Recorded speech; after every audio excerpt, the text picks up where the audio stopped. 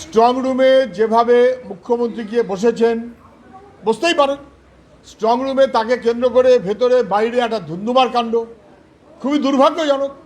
আমি বলবো এটা বোঝা যাচ্ছে যে তৃণমূল বিজেপি দুজনেই হঠাৎ স্ট্রং রুমে বেশি আগ্রহী কেন। অন্যান্য রাজ্যে আমরা দেখেছি বিজেপি কিভাবে ভোট দখল করেছে, এ রাজ্যে আমরা দেখেছি তৃণমূল কিভাবে ভোট দখল করেছে। আমাদের কর্মীদের বলবো সতর্ক থাকুন। ওরা কিন্তু ভোটে জিততে না পারলে সবসময়তেই দখল করার চেষ্টা করে ইভিএম এবং স্ট্রং রুম। এক্ষেত্রেও সেই প্রচেষ্টা হচ্ছে। মানুষের রায়ে যা ফলাফল, সেই ফলাফলকে উল্টে দেবার একটা প্রচেষ্টা বিজেপি তৃণমূল উভয় পক্ষেরই আছে। বামপন্থীদের ভোট বাড়বে এবং তাতে বিজেপি তৃণমূল শঙ্কিত হয়ে যাচ্ছে। আমাদের কর্মীদের বলবো সতর্ক থাকুন, এমনকি গণনা কেন্দ্রে।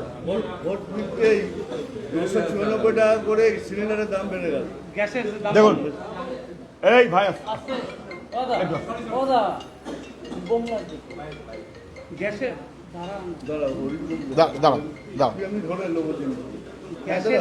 ঠিক আছে, দেখুন ভোট শেষ হতে না হতেই বাণিজ্যিক গ্যাসের দাম বেড়ে গেল প্রায় 30%।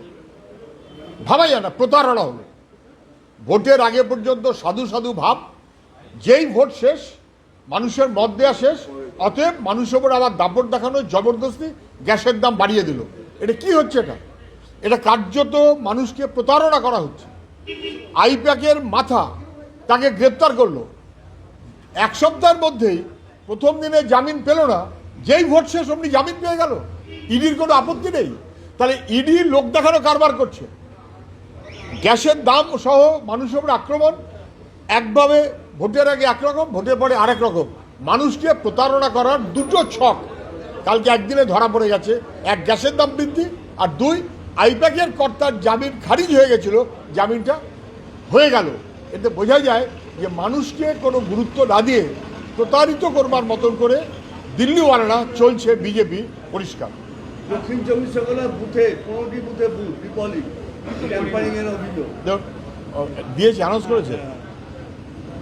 দেখুন আমাদের রাজ্যে 15টা বুথে রিপোলিংয়ের জন্য অর্ডার দিয়েছে নির্বাচন কমিশন। সম্ভবত সবকটাই দক্ষিণ 24 পরগনার, কিন্তু এরকম আরও আছে। হ্যাঁ, দক্ষিণ 24 পরগনাতে বেশি, কোনো সন্দেহ নেই। ওটা তো কি বলে, দাবাং বনাং পুষ্পা।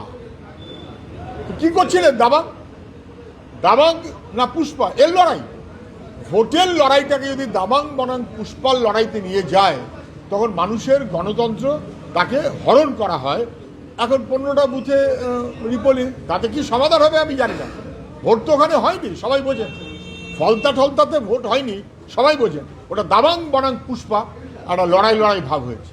ভোট গণনা নিয়ে বিজেপির কর্মশালা, ভোট গণনা নিয়ে বিজেপি ভোট গণনা কেন্দ্রে